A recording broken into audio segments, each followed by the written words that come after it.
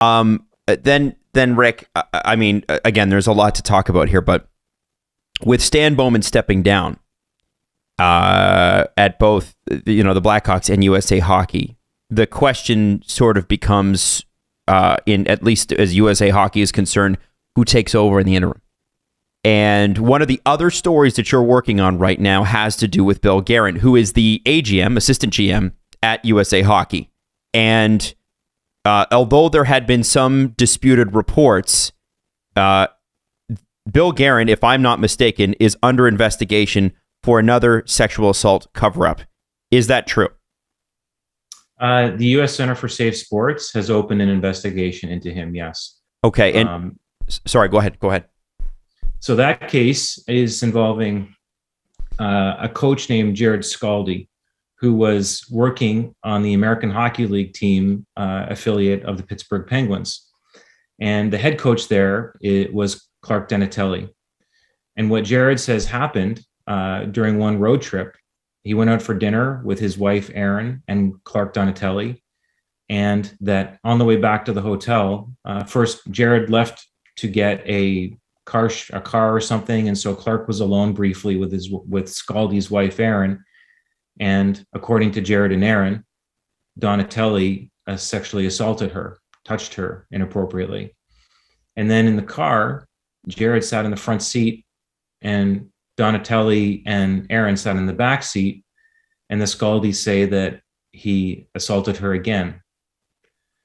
And then finally, later, when Jared took this to Bill Guerin and talked to him about it, Jared says that the response from Bill Guerin was to keep the reason for Donatelli's firing quiet.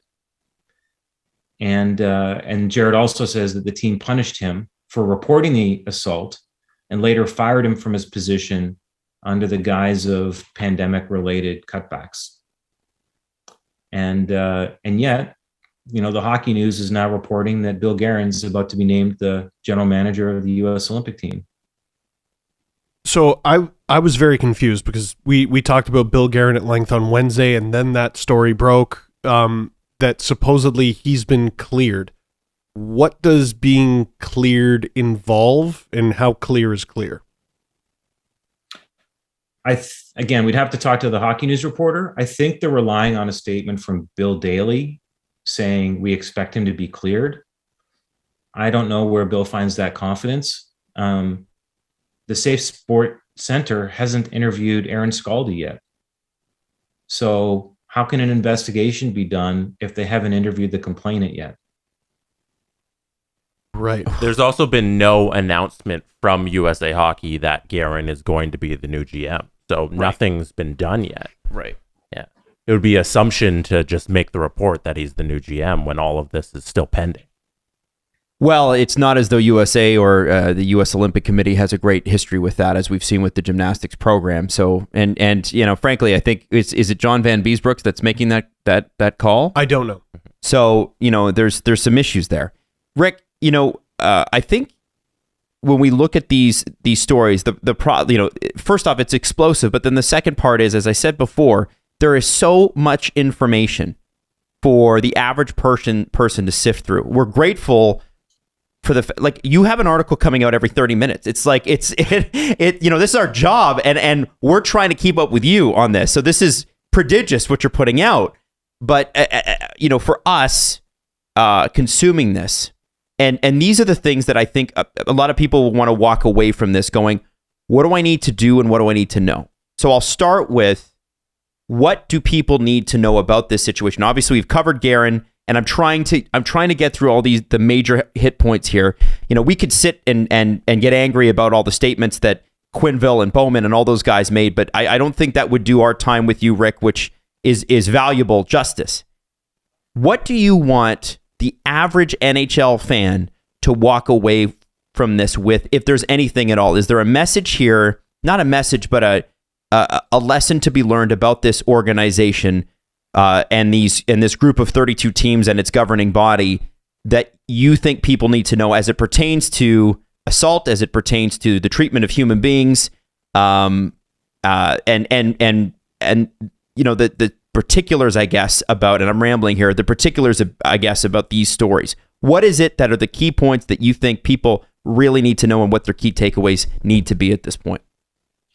I don't know how to answer that long rambling question. Sorry, Rick. I'm sorry. I got lost. But I'll tell you. Rick, I'm very happy that you can still laugh this week. Holy shit, Rick. Oh my God. Listen, I wondered through the summer if anybody was even paying attention some days. I reached out to all the corporate sponsors of the Blackhawks, crickets. Companies like CIBC and Anheuser-Busch, companies that I'm sure have commercials and websites that declare how they, foster a culture of inclusiveness and support for everyone. Again, deeds versus words. The Florida Panthers have Joel Quenneville, who lied about what he knew behind the bench.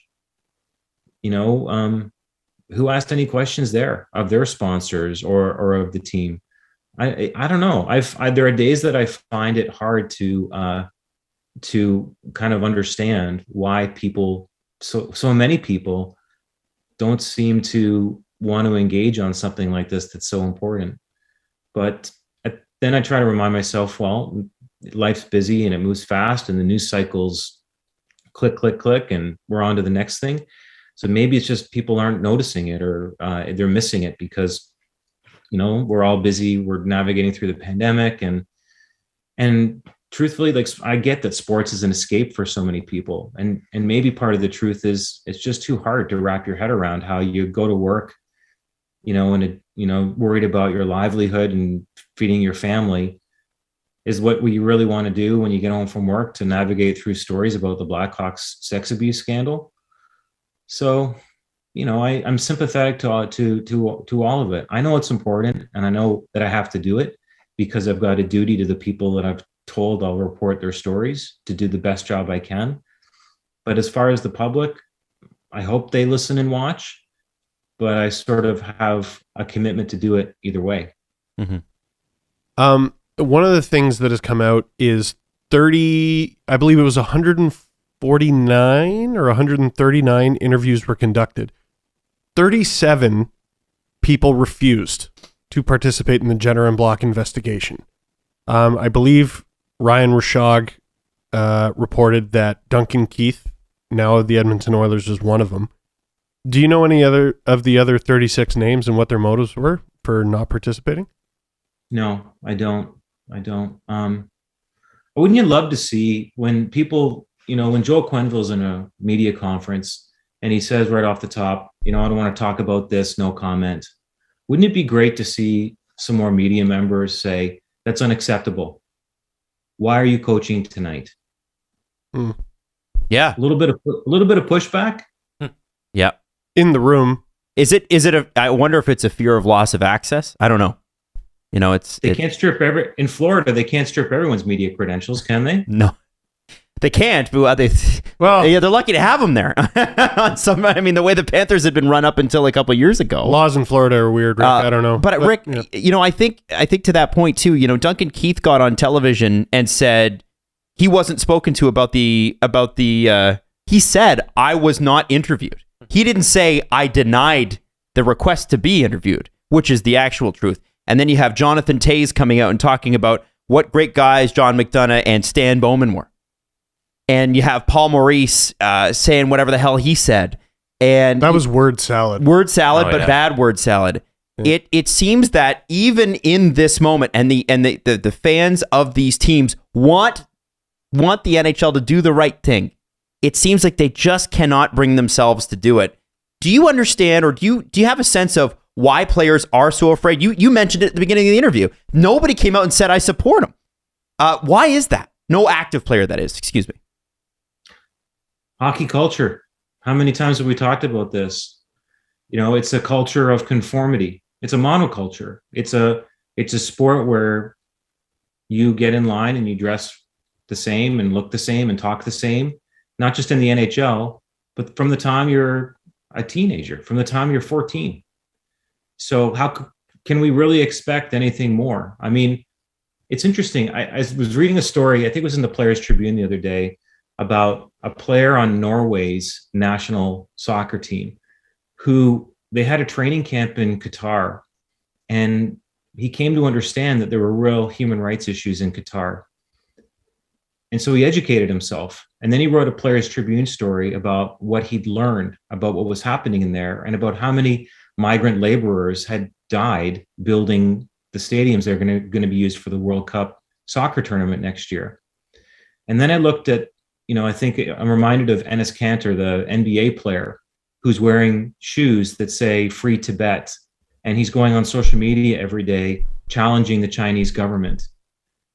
Could you ever in a million years imagine an NHL player doing either of these things?